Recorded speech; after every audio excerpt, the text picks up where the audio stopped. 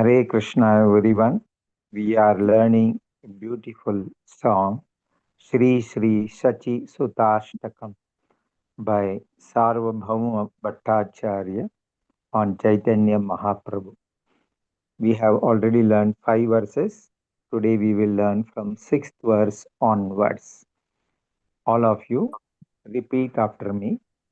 Karatalavalam Karatalavam Kalakantaravam Kalakantaravam Mruduvadya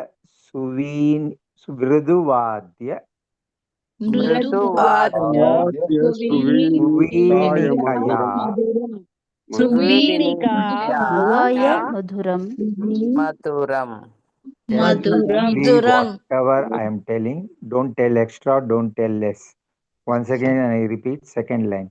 Mruduvadya Suvinikaya. I'm sorry. Suvinikaya Madhuram Nija Bhakti Gunavrita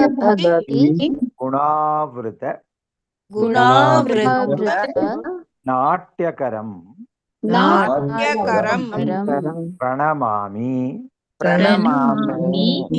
Sachisuta Gauravaram. Let us see the meaning. He plays kartals as his throat emits sweet melodious sounds, and the vibrant notes of the veena are softly played. He thus inspires the devotees to perform dramatic dancing that is infused with aspects of his own devotional service. I bow down to Gaura, the beautiful son of Mother Shachi. Let us learn line by line, first in the prose mode. Karatalavalam Kalakantaravam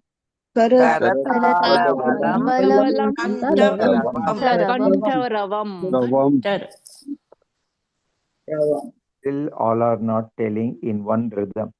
Karatalavalam Kalakantaravam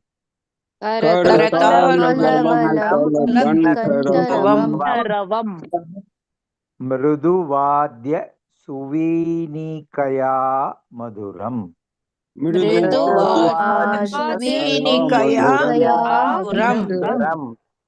Nijabhakti Gunavrita Natyakaram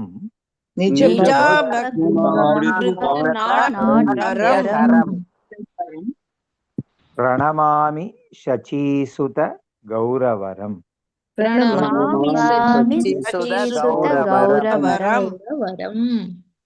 Dodo line.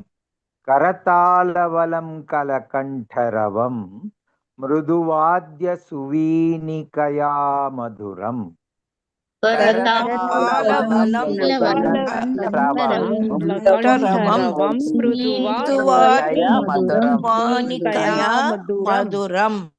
Nijabhakti Gunavrita Natyakaram Pranamami Shachisuta Gauravaram.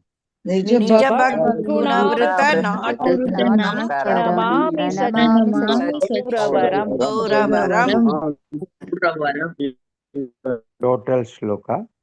Karatalavalam Kalakantaravam Mruduvadya Suvinikaya Madhuram Nijabhakti Gunavrita Natyakaram Pranamami Shachisuta Gauravaram.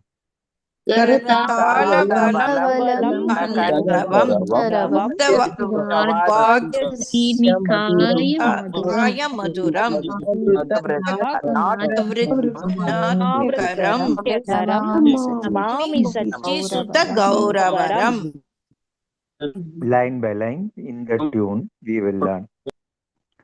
Karatalavam Kalakantaravam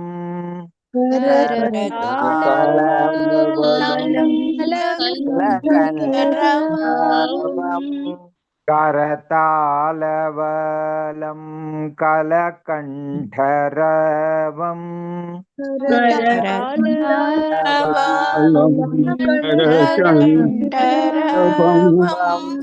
मृदुवाद्यसुवीनिकया मधुरम्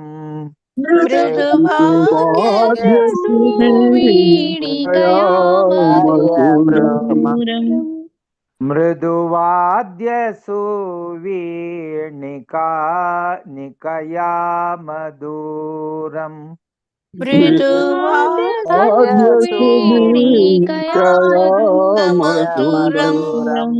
निज भक्ति गुणावृतनाट्यकरम्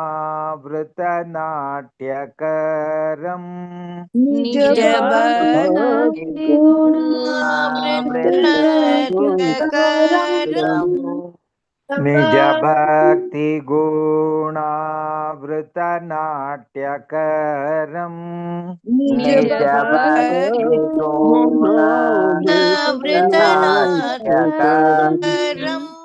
प्रणमामि शचीसुतगौरवरम्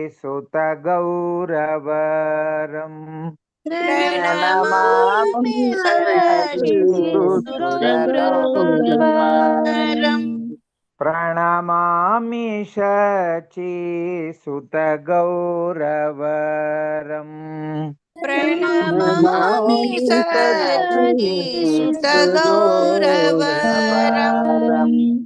दो line together करतालवलं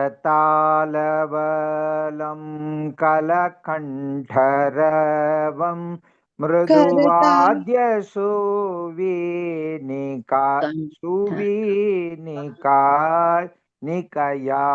मधुरम्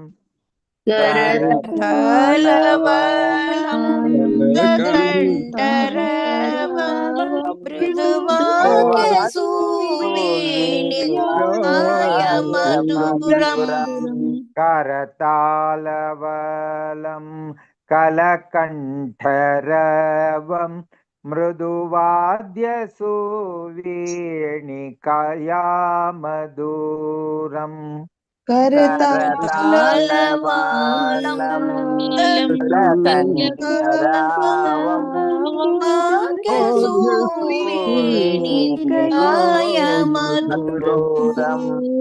निज भक्ति गुणावृतनाट्यकरम् प्रणमामि शचीसुतगौरवरम् निज भक्ति गुणावृतनाट्यकरम् प्रणमामि शचीसुतगौरवरम् निज भक्ति गुणावृतनाट्यकरम् प्रणमामि शचीसुतगौरवरम् निज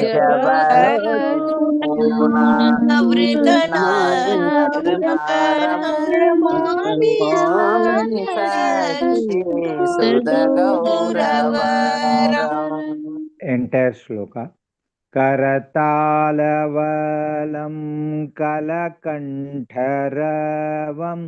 मृदुवाद्यसुवीनिकया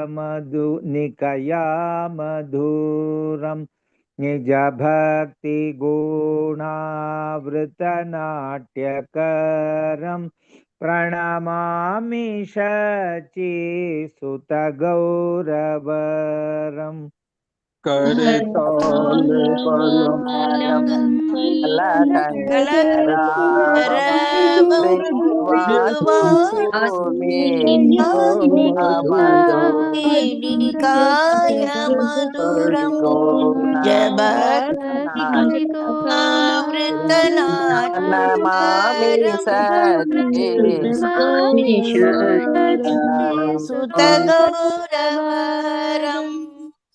One more time. करतालवलं कलकण्ठरवं मृदुवाद्यसुवीनिकया मधुरं निजभक्तिगुणावृतनाट्यकरं प्रणमामि शचीसुतगौरवरम् करपालवलकण्डरं मृदुवाद्यसुवीनिकयमधुरं निजभक्तिगुणाव्रतनाट्यकरं नमामि शचीसुतगौरवरम्. Next verse number 7. युगधर्मयुतं युगधर्मयुतं पुनर्नन्दसुतं पुनर्नन्दसुतं धरणीसुचित्रं धरणीसुचित्रं भवभावोचितं भवभावोचितं तनुध्यानचितं तनुध्यानचितं निजवासयुतं निजवासयुतं प्रणमामि शचीसुत प्रणमामि शचीसुत गौरवरम्. Line by line, or we'll see the meaning first. He is accompanied by the Sankirtana movement, which is the religious practice for this age of Kali. He is the son of Nanda Maharaja come again. He is the extraordinarily brilliant ornament of the earth. His preaching mood is suitably adapted to the cycle of birth and death. His consciousness is fixed in meditation on his own form of Krishna. He is always accompanied by his transcendental abode. I bow to Gaura, the beautiful son of Mother Sachi. Let us learn line by line, prose mode. Yuga Dharma Yutam Punarnanda Sutam. युगधर्मयुतं पुनर्नन्दसुतं Dharani Suchitram Bhava Bhavochitam. धरणीसुचित्रं भवभावोचितं Tanudhyanachitam Nijavasayutam. धनुध्यानचितं निजवासयुतं Pranamami Shachisuta प्रणमामि शचीसुत Gauravaram. गौरवरम्. Now two lines. Yuga Dharma Yutam Punarnanda Sutam Dharani Suchitram Bhava Bhavochitam.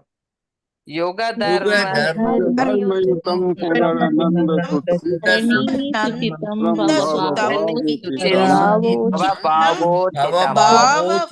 भावोचितं Tanudhyanachitam Nijavasayutam Pranamami Shachisuta Gauravaram.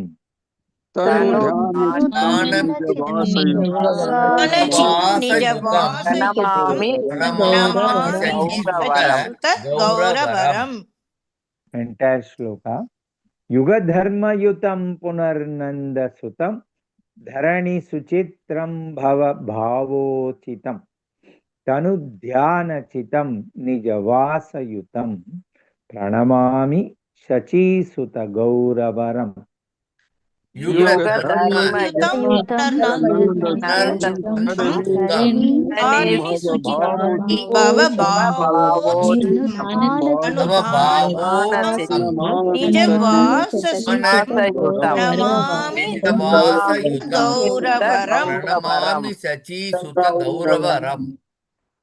Let us sing the song line by line in the tune. युगधर्मयुतं पुनर्नन्दसूतं युगधर्मयुतं पुनर्नन्दसूतं पुनर्नन्दसूतं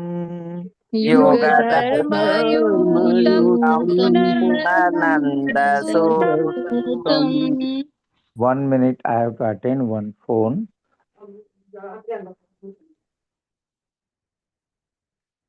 hello Mani, இப்போ ஒரு 10 மணிக்கா பண்ணட்டுமா? இப்போ கிளாஸ் நடக்கிறது.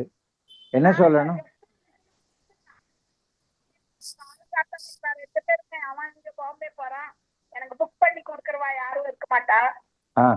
நீங்க சாயங்காலம் இது பாருங்க, நாங்க 2 பேரையும் இங்க என் ஃப்ரெண்டு மது அவ பையனுக்கு பிறந்த நாள், அதுக்கு சாப்பிட கூப்பிட்டுருக்கா, பிளஸ் பாக்குறதுக்கு. நீங்களும் வாங்கலோ எங்களோட, பரவாயில்ல. ஆனா இங்க வீட்டுக்கு 8 மணிக்குள்ள வந்துருங்க, நாங்க 8:30க்கு தான் கிளம்புவோம்.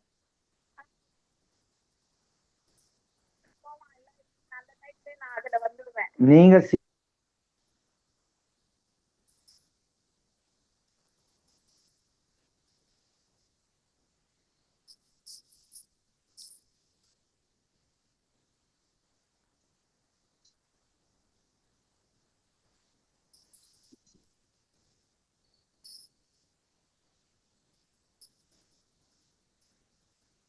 Hare Krishna, Prabhuji, please unmute yourself. Hare Krishna, very sorry that I have to interrupt because it was also urgent and people don't know that I am engaged in these classes. I am very, very sorry. युगधर्मयुतं पुनर्नन्दसूतं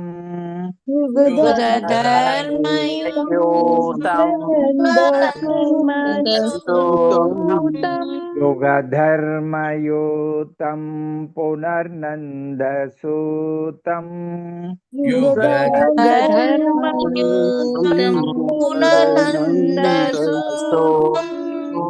धरणीषु चित्रं भवभावोचितं धरणीषु चित्रं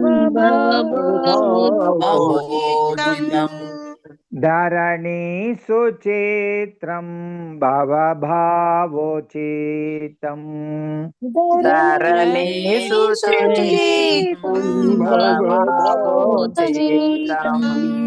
तनुध्यानचितं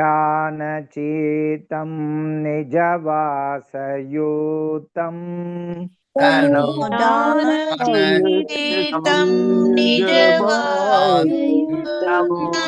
तनुध्यानचितं निजवासयुतं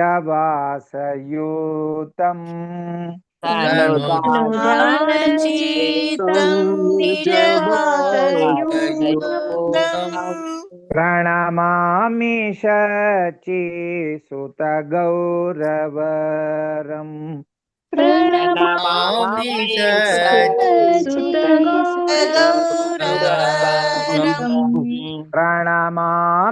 शचीसुतगौरवरम्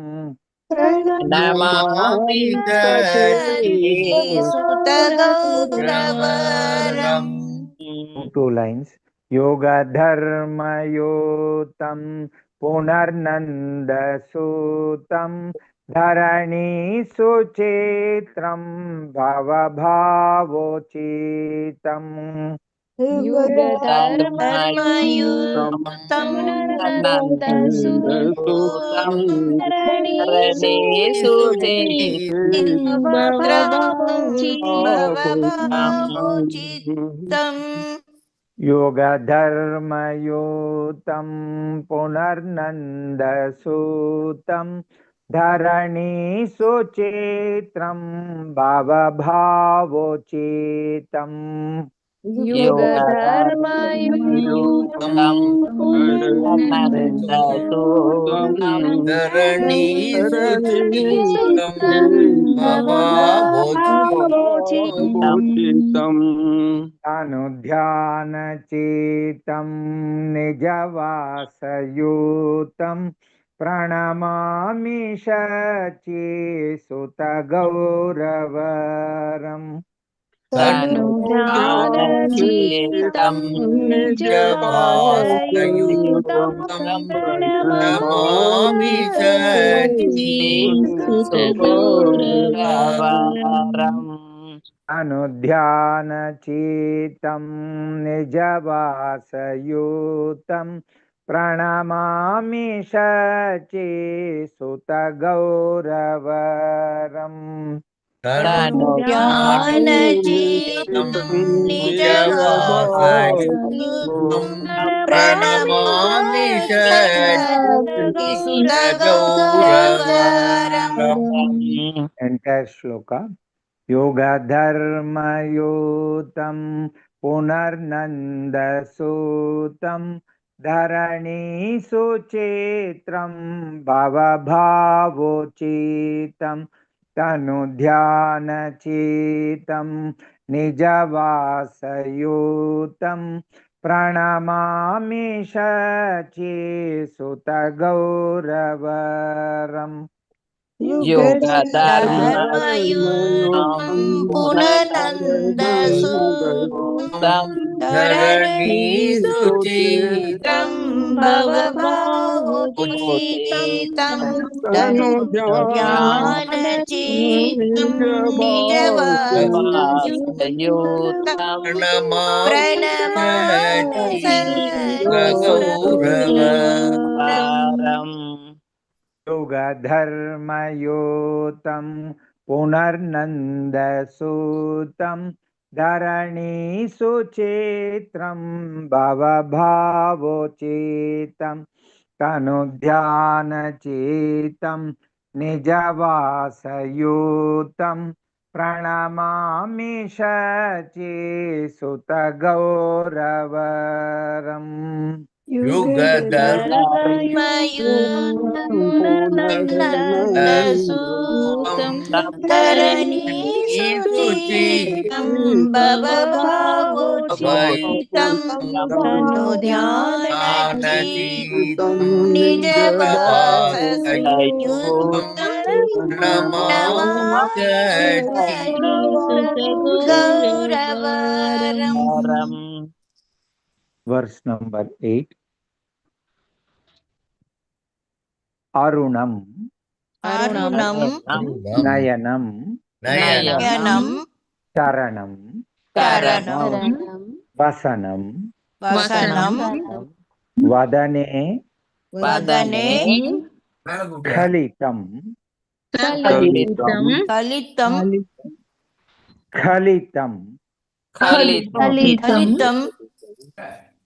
No, people are pronounced as Khalitam. It is Skalitham. Half is and then Khalitam. Swakanamadharam.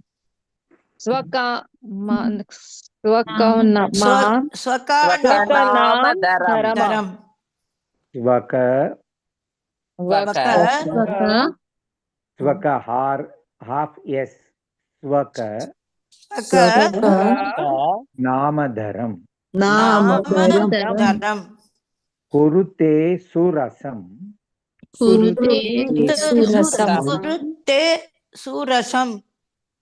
Jagata Jivanam. Pranamami Shachisuta. Gauravaram. Translation. His eyes, the soles of his feet, and his clothing are reddish, like the color that heralds the rising sun. As he utters his own names, his voice falters. He awakens a sweet flavor to life throughout the universe. I bow down to Gaura, the beautiful son of Mother Sachi. Line by line in prose mode. Arunam Nayanam Charanam Vasanam.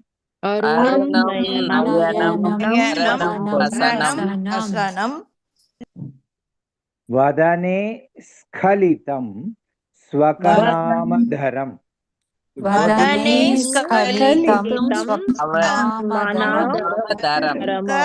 नामधरम् वदने स्खलितं स्वकनामधरम् वदने स्खलितं नामधरम् सकलितम होगा ना प्रभु जी। हरे सुरसं कृष्ण, हरे कृष्ण क्या प्रभु जी।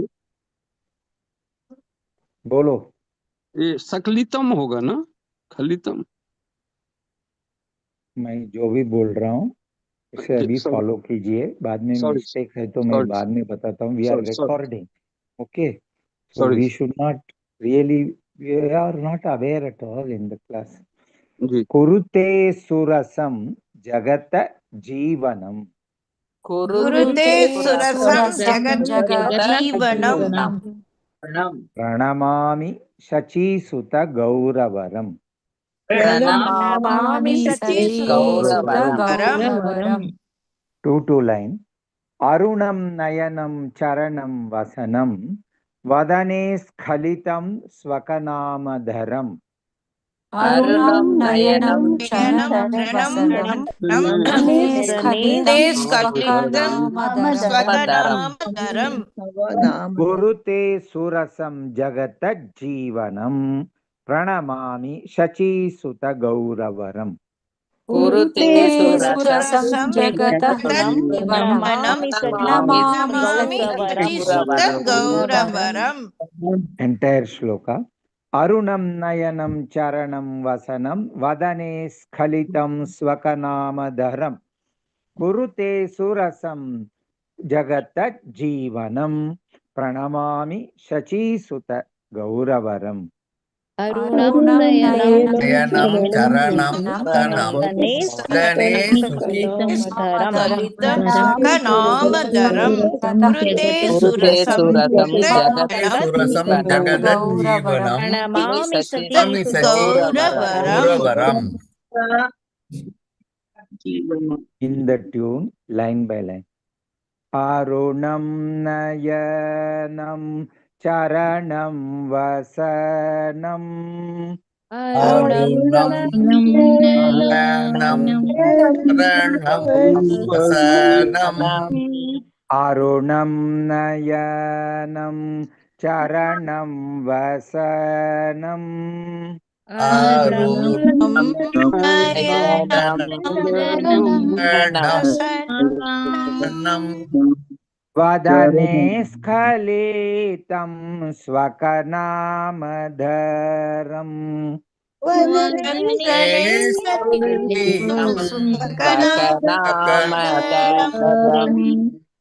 वदने स्खलितं स्वकनामधरम् वदने स्खलितं स्वकनामधरम् कुरुते सुरसं जगत जीवनम् कुरुते सुरसं जगज्जीवनम् कुरुते सुरसं जगत जीवनम् कुरुते सुरसं जगज्जीवनम् प्रणमामि शचीसुत गौरवरम् प्रणमामि गौरवम् प्रणमामि शचीसुत गौरवरम् प्रणमामि गौरवम् 2 lines. अरुणं नयनं चरणं वसनं वदने स्खलितं स्वकनामधरम्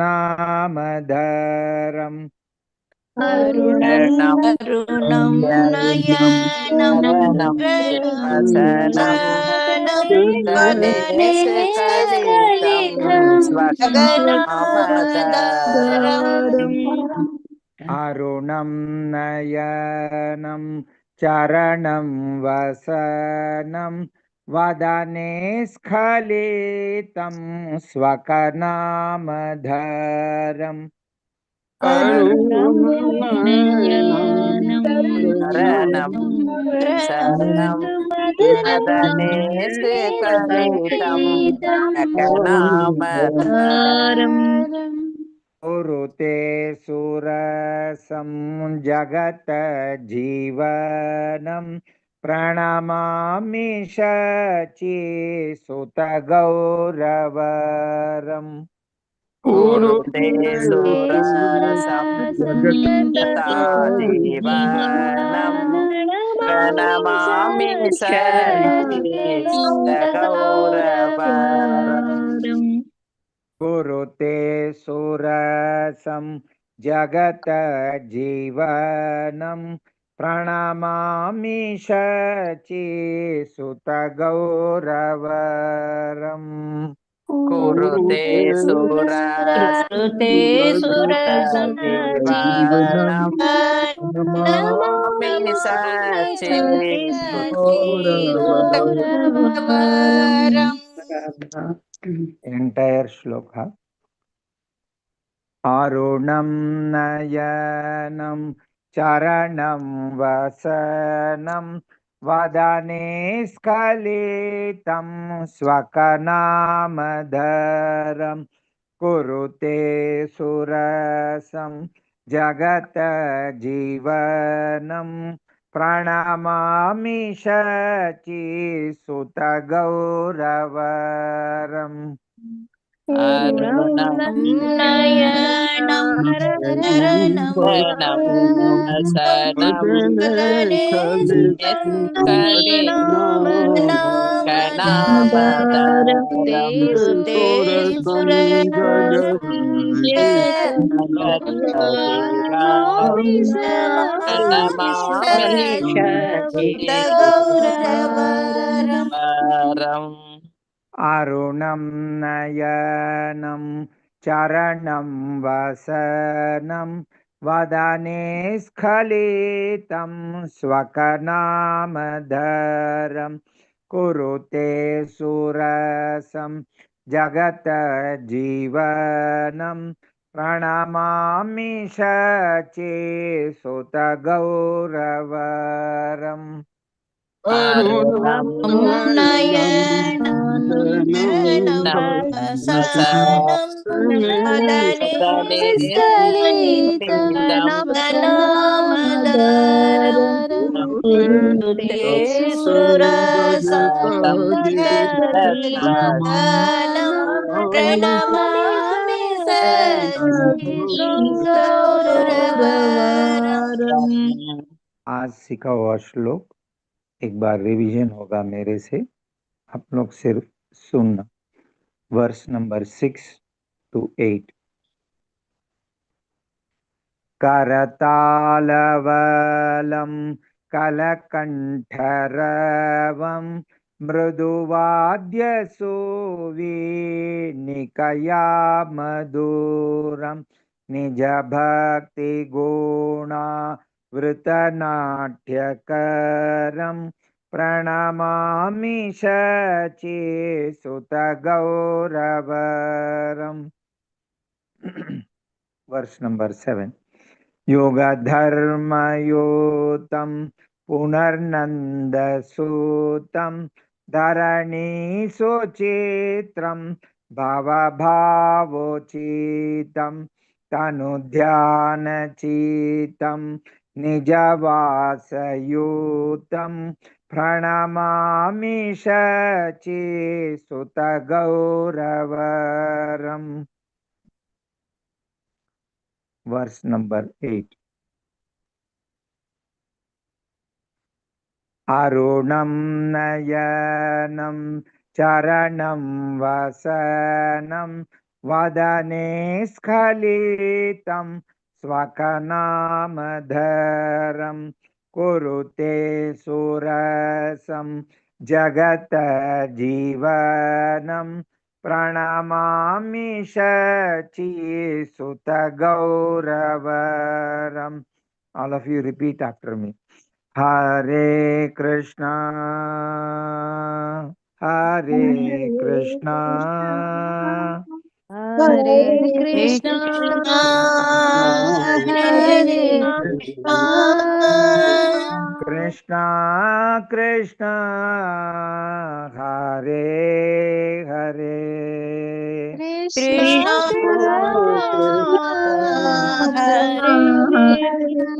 Hare Hare Rama, Hare Rama, Hare Rama, Hare